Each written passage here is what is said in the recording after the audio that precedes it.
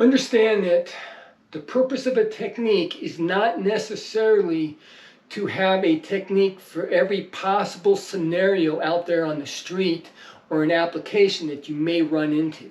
The purpose of the technique is to teach principles, tactics, develop habits, reflexes, and teach movement.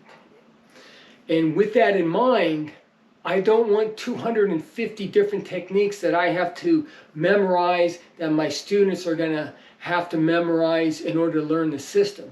I want them to be able to learn a core set of techniques that teach good principles, good lines, good reflexes, good habits, and then in the application, they're going to make up their own technique as need be. Studio where I'm renting space out is redoing their hardwood floors, so I couldn't have class. But please enjoy this seminar that Bob did in 2006 in New Jersey. The entire half of my body hits him. If you look at it, I've got heel, knee, hip, shoulder, elbow, and hand. 6 points are driving into this. That's the maximum that you can get in any target. If I punch, for example, I'm not going to punch it, just need to target. If I was going to punch him, boom! This is my most powerful punch because I have 1, 2, 3, 4, 5, 6 points of alignment driving into this glove. I might be here and driving the same thing, but what have I done? I've taken this out of the line, haven't I? So it may be effective, but it won't be my most powerful blow. In this particular case, the way I'm lined up, if you take that and you draw a line to that and you cut it right in half, that's my weak line. So it wouldn't be really good. But the idea is that you want to, as much as possible, have 6. So if I'm hitting him with my left hand here, and it's out here, it's outside that plane, isn't it? So the closer that I get it to the plane, the better. Now obviously, you're going to have a little bit of reach out. You have to, because you're not going to be lined up here and hitting it. But it's that plane, that is your ideal line that you want. You understand what I'm talking about? Plane, it's not one of these things that goes like this. Okay. It's a bunch of JKD guys. You got to make sure you understand it. But you see what I'm talking about? Ideally, boom, this is where I'd want to be. But it's going to be a little bit out. But I don't want it a lot out. So you have an ideal that you're going for. How many of you guys go shooting? Do you ever practice to miss? Well, Angel does. He doesn't have to practice, he just misses. Okay, but you don't practice to miss, do you? So when you hit the groin, don't practice to miss. You got to hit it. It's the person doing the hitting has to find the target and have his hand go like a wet towel. And you have to be comfortable doing it. I mean, I really respect Angel and the women students in my school. They wear groin protection because when they stand in front of a male student, they are a male aggressor. A smaller one perhaps, but there's a lot of guys with a Napoleon complex. You know, so she's a substitute for a male, so I get to hit her. She gets to hit me, I get to hit her. Okay? So if you're working with her or you're working with your partner, oh God, it's uncomfortable to get hit in the groin. Sure it is, but somebody has to practice. We practice punches to the guts. Okay?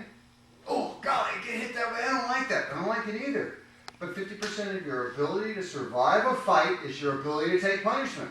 And I tell my students, tell every one of them, hey, expect to get hit, expect to go down, expect it to hurt, and then you're not going to be disappointed.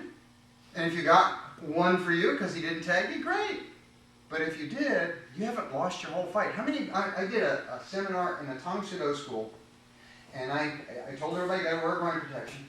And I hit this guy in the groin, good shot, 3rd-degree black belt, hit him in the groin, and he goes, oh, God, scratch it. Oh, somebody, scratch it. He'd never been slapped on the back before.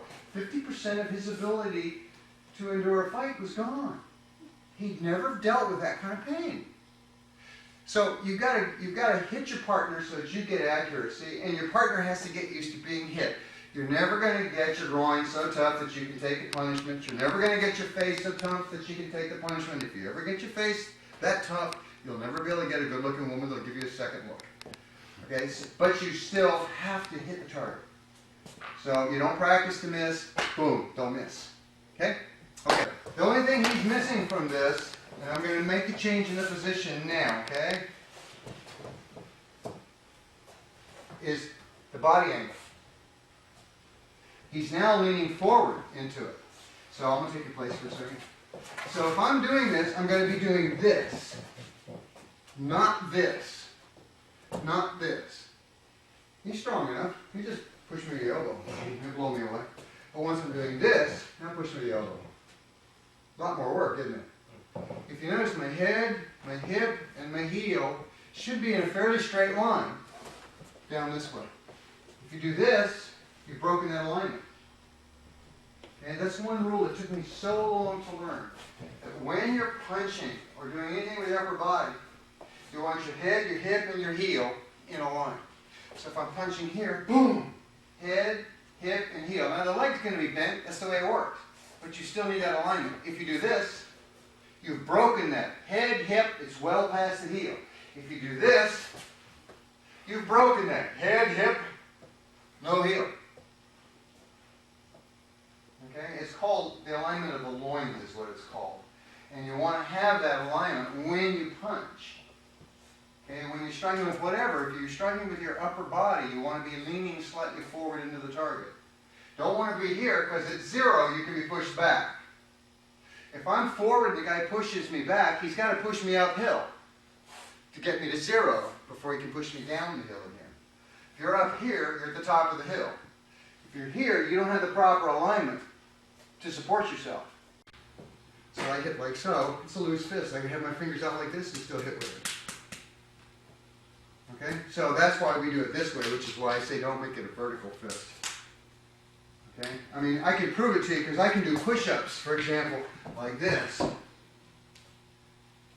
I'm on my knuckles, guys. I can't possibly be on those, which would be a pathetic way of punching anyway, wouldn't it? And if I make fists like this, well, that gives me a nice platform.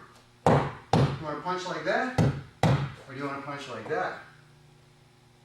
You know, it's really easy to figure out. All I could do is punch somebody in the sternum one time and think, how did you get in here? I mean, I could punch Angel here, and he tightens up those pecs, and I ain't getting to him at all. But I do that, and I start to get through to the sternum. Because even if it hits his pec muscle, he's like this, it pushes that back out of the way. If I do this, it tweaks my wrist while it's trying to cave in to that depression for the sternum. See what I'm talking about? So that's why we do this. Also, this is a 2-step operation. 1, 2. This is a 1-step. And if you ever wanted to know the answer to the Zen koan, what is the sound of one hand clapping? Now you know. Thumbs. Thumbs on top. And that's why I said don't make it the vertical punch of the groin. Snag the top knuckle that way, it's not good. So that's the way I do it. Now